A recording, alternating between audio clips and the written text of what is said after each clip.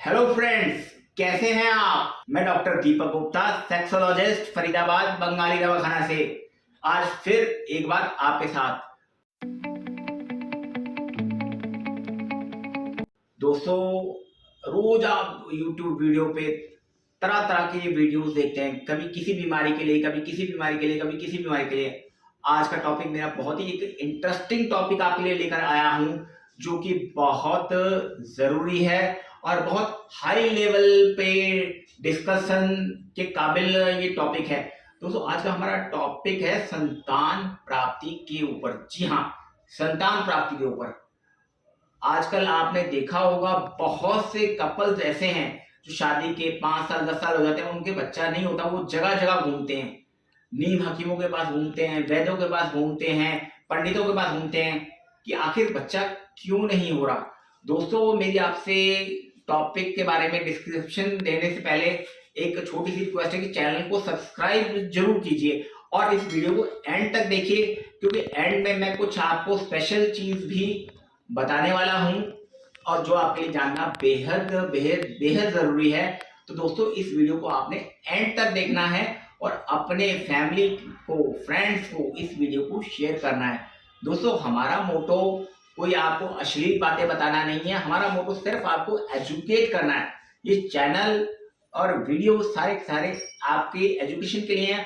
और जो हमारे रोगी भाई हमें फोन करके या फिर मैसेज करके रिक्वेस्ट करते हैं कि डॉक्टर साहब इस वीडियो को आप बनाइए और हमें इसके बारे में जानकारी दीजिए, हम उसी चीज के ऊपर वीडियो बनाते हैं। तो दोस्तों, शुरू करते हैं आज का वीडियो। आज का वीडियो हमारा संतान प्राप्ति के ऊपर है।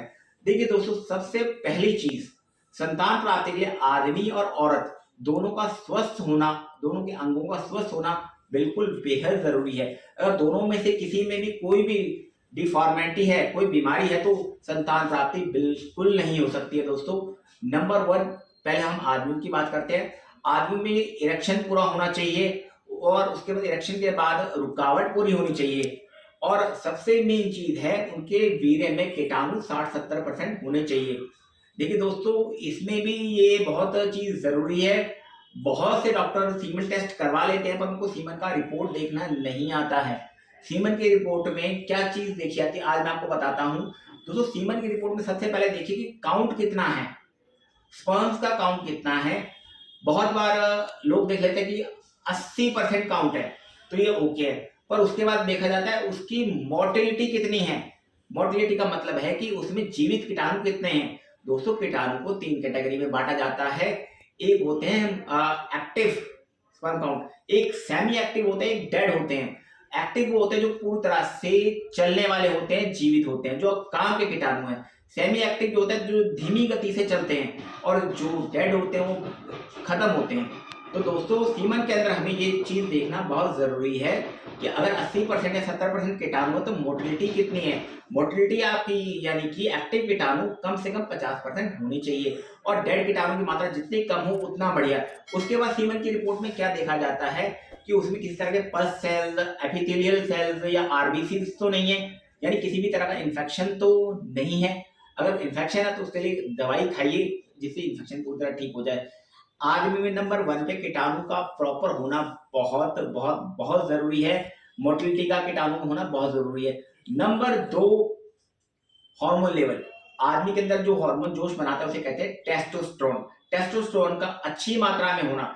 एक युवा आदमी जो 25-30 साल का है, हम मानते हैं अच्छा लेवल 500-600 यूनिट का मानते हैं। वैसे किताब के हिसाब से, गूगल के हिसाब से मिनिमम 250 250, पर 250 या 300 में बहुत अच्छा इरेक्शन नहीं बनता है। तो हमारा तरफ से अच्छा लेवल 500 के अराउंड माना जाता है एक यंग आदमी में जो हेल्दी डाइट लेता है। दोस्तों, और इसके बाद अगर फिर भी बच्चा नहीं हो रहा है तो आदमी के पूरे टेस्ट करवाए जा सकते हैं। मैं आपको कुछ बहुत सिंपल और सरल टेस्ट बताऊंगा, ज्यादा कोई कॉम्प्लिकेटेड टेस्ट नहीं बताऊंगा। दोस्तों, सबसे पहले पूरा हार्मोन एनालिसिस करवाया जाता है, जिसके अंदर मेन हार्मोन आपके आते हैं। टेस्टोस्टेरोन आता है, प्रोलैक्टिन आता है, FSH आता है, LH आता है, और आपका TSH आता है, और करवाने के लिए लिपिड प्रोफाइल भी करवाया जा सकता है। इसके बाद क्या होता है, इसके बाद कलर डॉपलर, ताकि वेसल्स में, लिंग की नस नाड़ी में ब्लड का सर्कुलेशन देखने के लिए कलर डॉपलर या फिनाइल डॉप्लर जिसे कहते हैं, करवाया जाता है। दोस्तों इसके बाद जनरल सीबीसी जिसमें हीमोग्लोबिन, कैल्शियम वगैरह सारे टेस्ट आ जाते हैं, ये करवाया जाता है। और दोस्तों अगर आप और थोड़ा सा आगे तक जाना चाहें तो केएफटी, एलएफटी वगैरह भी आप करवा सकते हैं। स्पर्म बाइंडिंग कैपेसिटी भी आप करवा सकते हैं। ये सारी रिपोर्ट्स ओके होने के बाद एक बार होल एब्डोमेन का और स्क्रोटम यानी नीचे वाला हिस्से का अल्ट्रासाउंड करवाया जा सकता है किसी भी तरह का ट्यूमर या डिफॉर्मिटी देखने के लिए। तो दोस्तों ये आदमी के कंप्लीट टेस्ट है जो करवाए जाते हैं। ये सारे ओके होने के बाद हम कहते हैं कि आदमी बिल्कुल ओके। इसके बाद हम बात करते हैं लेडीज की। देखिए दोस्तों आपने सुना होगा लेडीज में हर मास अंडा बनता है। एक बार लेफ्ट ओवरी से अंडा बनता है, एक बार राइट ओवरी से अंडा बनता है। हर महीने अलग अलग ओवरी से अंडा बनता है। तो दोस्तों बहुत बार औरतों का खान पान ठीक ना होने की वजह से उनमें खून की कमी, कैल्शियम की कमी हो जाती है, और कैल्शियम की खून की कमी होने से जो अंडा बनना है उसका प्रोसेस बीच में कहीं ना कहीं किसी स्टेज पे अधूरा रह जाता है। अंडा बन तो रहा है, वो पूरा मैच्योर होने से पहले ही रप्चर हो रहा है। अगर ऐसा होता है तो वो कभी भी प्रेगनेंसी नहीं हो सकती है। और बहुत बार आजकल ये चीजें भी नोट की गई हैं कि औरतों का योनि मुख पे जो है नीचे वाले हिस्से में बच्चेदानी के टीबी पाया जाता है। दोस्तों इसको पकड़ना बहुत मुश्किल है क्योंकि बड़े बड़े हॉस्पिटलों में डॉक्टर बड़े बड़े टेस्ट करवा देते हैं, पर ये छोटा सा टीबी का टेस्ट जिसे कहते हैं मॉन्टुक्स टेस्ट, सिंपल टेस्ट होता है। इससे बड़ा टेस्ट एलिजा गोल्ड होता है, वो नहीं करवाते हैं दोस्तों। और सालों साल दंपति घूमते रहते हैं, तरह तरह के डॉक्टरों को दिखाते रहते हैं और दवाइयाँ खाते रहते हैं, पर ये छोटा सा कॉज कई बार बहुत बड़ा कॉज बन जाता है। मैंने ऐसे बहुत से केसेस को ट्रीट किया है, तो अपने एक्सपीरियंस से बता रहा हूँ कि बड़े बड़े डॉक्टर आखिरकार छोटी चीज़ों को भूल जाते हैं और वही सारा केस स्पॉइल हो जाता है। मेरे पास लोग आते हैं 10-10 साल पुरानी इतनी बड़ी बड़ी गड्डियाँ लेके रिपोर्टों के आते हैं। कोई ऑल इंडिया से आया है, कोई सफदरजंग से आया है, कोई अदर स्टेट से आया है, जगह जगह से। तो जब उनका एनालिसिस किया जाता है तो बहुत छोटी बेसिक प्रॉब्लम्स मिलती हैं। तो दोस्तों अगर लेडी को कंसीव नहीं हो रहा, सबसे पहले लेडी के पूरे कंप्लीट बॉडी के जो रूटीन टेस्ट हैं आपके ब्लड के, यूरिन के, वो करवाने चाहिए। अगर बॉडी में किसी भी तरह का इन्फेक्शन चल रहा है तो इस इन्फेक्शन को दूर करना चाहिए। उसके बाद उनका फॉलिकुलर स्टडीज जिसे कहते हैं कि आप अंडा कब कितने दिन में बन रहा है और कितने दिन में मैच्योर हो रहा है, उस चीज को करवाना चाहिए। उससे क्या पता चलेगा कि अंडे का साइज प्रॉपर है। अगर अंडे का साइज प्रॉपर नहीं बन रहा तो उसके लिए मेडिकेशन प्रॉपर आज की डेट पे है। और अंडा कितने दिन पे मैच्योर होकर रप्चर हो रहा है, देखिए दोस्तों पूरे महीने में एक दिन होता है जब एक औरत प्रेग्नेंट हो सकती है। और इस गलतफहमी में बिल्कुल भी ना पड़े कि एक औरत रोज के रोज प्रेग्नेंट हो सकती है। जिस दिन मासिक आया वो पहला दिन, उसमें आप 12 दिन जोड़ लीजिए, 13वें दिन से लेकर 20वें दिन के बीच में सिर्फ एक दिन होता है जब औरत प्रेग्नेंट हो सकती है। और दोस्तों एक महीने में लेफ्ट ओवरी से अंडा बनेगा, दूसरे महीने में राइट ओवरी से अंडा बनेगा। तो दोस्तों इस चीज के लिए फॉलिकुलर स्टडीज करवाई जाती हैं। अगर वो भी सारी ओके आती हैं तो बच्चेदानी के टेस्ट वगैरह करवाए जाते हैं। सारी चीज ओके होने के बाद हम कह सकते हैं कि अब ये लोग कंसीव कर सकते हैं। पर बहुत बार दोस्तों आदमी और दोनों के ठीक होने के बाद भी कंसेप्शन नहीं होती तो केस और ज्यादा टिपिकल हो जाता है। तो दोस्तों इसको फाइंड आउट करने के लिए आदमी और औरत का दोनों का डॉक्टर के पास आना बहुत जरूरी है, क्योंकि एक कॉम्प्लिकेशन की स्टेज है। इसमें बहुत सी चीजें हो सकती हैं। हो सकता है कि बच्चेदानी के मुंह में किसी तरह का इन्फेक्शन हो सकता है पेनिस के आगे वाले ग्लांस पेनिस में किसी भी तरह का इन्फेक्शन हो सकता है कि आदमी के कीटाणु बच्चेदानी के जो टी पॉइंट है वहां तक पहुंच ही नहीं पा रहे हो। और ये भी हो सकता है कि कीटाणु अंदर जाने के बाद किसी भी माध्यम से किसी भी तरीके से डेड हो रहे हो, या ये हो सकता है कि कीटाणु अंदर पहुंच भी रहे हैं बट एग के साथ उनका प्रॉपरली फ्यूजन नहीं हो रहा है। तो दोस्तों बहुत से कारण होते हैं और हर चीज को हम टेस्टों से नहीं पकड़ सकते। बहुत बार हम काउंसलिंग से भी इस चीज को पकड़ सकते हैं। देखिए दोस्तों experience of a qualified doctor does matters, यानी कि अगर एक डॉक्टर पढ़ा लिखा है और उसमें तजुर्बा है तो वो टिपिकल से टिपिकल केस को पकड़ सकता है। दोस्तों मैं आपको सबसे बड़ी ये एडवाइस दूंगा, किसी भी पंडित के पास बिल्कुल ना जाएं, नीम हकीम के पास बिल्कुल ना जाएं। अक्सर आपने सुना होगा वहां वो बाबा बैठते हैं पेड़ के नीचे, वो एक पुड़िया देते हैं और बच्चा हो जाएगा।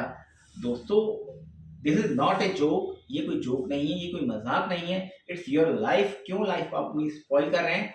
प्रॉपर किसी क्वालिफाइड डॉक्टर के पास जाइए और प्रॉपर मेडिकेशन से पहले आप अपना पूरा डायग्नोज करवाइए।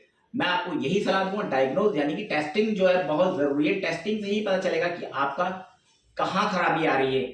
उस टेस्टिंग के आधार पे हम उसको मेडिकेशन दे सकते हैं। कोई बच्चा पैदा करने की स्पेशल कोई दवाई नहीं बनी है कि ये दवाई है, ये खा लो और बच्चा पैदा हो जाएगा। दवाइयाँ हमेशा बीमारी के लिए होती हैं। दोस्तों, इस टॉपिक को खत्म करते हुए एक छोटी सी चीज और मैं आपको बताना चाहूंगा, पुत्र प्राप्ति। जी हाँ, जिसकी हम टॉपिक के स्टार्टिंग में बात कर रहे थे। दोस्तों, बहुत सालों से ये जो प्रथा बनी आई है कि क्या पुत्र प्राप्ति की दवा होती है? जी, ये चीजें दोस्तों, तो इसका जवाब है जी हाँ, बिल्कुल होती है आयुर्वेद में। पर जो बहुत पुराने वैद्य हैं, पुराने समय से चले आ रहे हैं, कुछ ऐसी जड़ी बूटियां आती हैं, कुछ ऐसी ड्रग्स आती हैं जो जिनसे पुत्र प्राप्ति हो सकती है, पर इनको कोई भी साइंटिफिक प्रूव नहीं है। देखिए, आप मेरा वीडियो देख के ये ना समझें कि मैं कोई आपको पुत्र प्राप्ति की दवा के बारे में बता रहा हूँ, बिल्कुल नहीं बता रहा। मैं सिर्फ ये बता रहा हूँ कि इस तरह की ड्रग्स आयुर्वेद में पाई जाती हैं, पर इनका कोई भी तथ्य, कोई भी साइंटिफिक लॉजिक बुक्स में नहीं दिया हुआ है, कहीं भी इसका वर्णन नहीं दिया हुआ है। तो बहुत बार डॉक्टर यही कहेंगे कि नहीं होती इस तरह की दवाइयाँ। दोस्तों, बहुत टिपिकल चीजें हैं। और अगर कोई भी दंपति ऐसा चाहती है तो मैं इसको यही सलाह दूंगा, इस तरह का ख्याल दिमाग से निकाल दीजिए। बच्चा भगवान की देन है, लड़का हो या लड़की, कुछ भी हो, स्वस्थ हो, अच्छा हो, ठीक हो, सबसे पहले यही ज्यादा जरूरी है। तो पुत्र प्राप्ति, संतान प्राप्ति की दवाओं के पीछे ना भागें। बहुत बार लोग लाखों रुपया इस चीज में नुकसान कर देते हैं, पर फिर भी पुत्र प्राप्ति नहीं होती है दोस्तों। तो दोस्तों, आज का टॉपिक यहीं खत्म करते हैं। उम्मीद करता हूं कि आपको हमारा आज का टॉपिक अच्छा लगा होगा। अगर आपको अच्छा लगा तो अपने दोस्तों के साथ शेयर कीजिए और स्क्रीन पे दिए हमारे नंबर पे व्हाट्सएप कीजिए, कॉल कीजिए। आप कुछ भी जानना चाहते हैं तो हम आपको पूरी तरह से गाइड करेंगे, हर चीज आपको बताएंगे। हमारी डॉक्टरों की पूरी टीम आपकी हेल्प करेगी और हम कोशिश करेंगे अगर आपको भी संतान प्राप्ति की कोई दिक्कत है तो उस चीज को हल किया जाए। दोस्तों, थैंक यू वेरी मच।